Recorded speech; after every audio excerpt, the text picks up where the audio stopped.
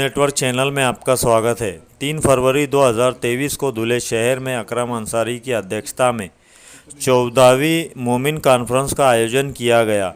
इस कार्यक्रम में माजी आईजी अब्दुल रहमान ने 1857 में अंसारियों की तारीख की मालूमात अपने भाषण में दी।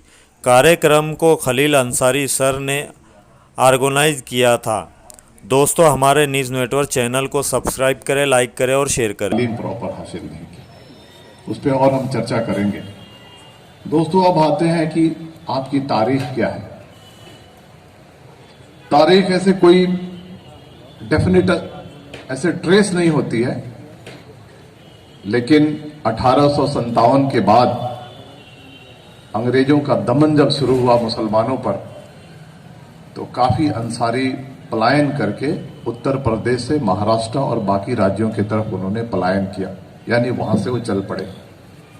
इसका मतलब है कि अंसारियों ने 1857 की लड़ाई में कुछ न कुछ अंग्रेजों के खिलाफ किया होगा।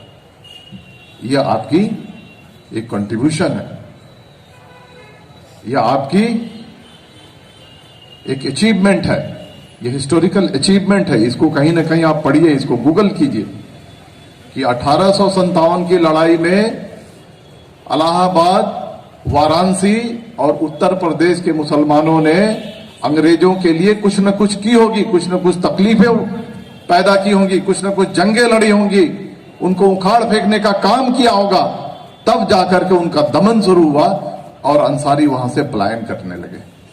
जब वो पलायन किए तो गया, रांची, बिहार के तरफ भी गए, इधर महाराष्ट्र के तरफ आए।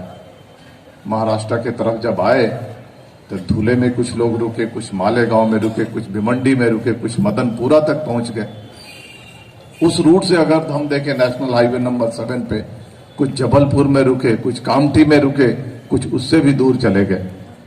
ये आप पे दमन की निशानी है, यानी आपने जंग आजादी में बहुत बड़ी लड़ाई लड़ी है और अपने बाबाए कौम अब्दुल कय्यूम अंसारी को याद कीजिए कि जब देश का बंटवारा हो रहा था और जिन्ना ने 2 नेशन थ्योरी के तहत पाकिस्तान अचीव किया और मुसलमानों को कहा कि आप वहां पे आपके अधिकार सुरक्षित नहीं है, आप पाकिस्तान आइए, तो अब्दुल कय्यूम अंसारी ने एक ठोस कदम उठाया, एक ठोस स्टैंड लिया और कहा कि तुम पाकिस्तान, तुमको मुबारक, हमारे सारे अंसारी भारत के अंदर मौजूद रहेंगे।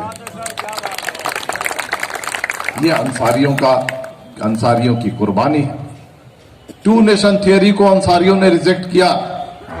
बाबाए कौम अब्दुल कय्यूम अंसारी के लब्बैक कहने पर, यह हमारा अचीवमेंट है।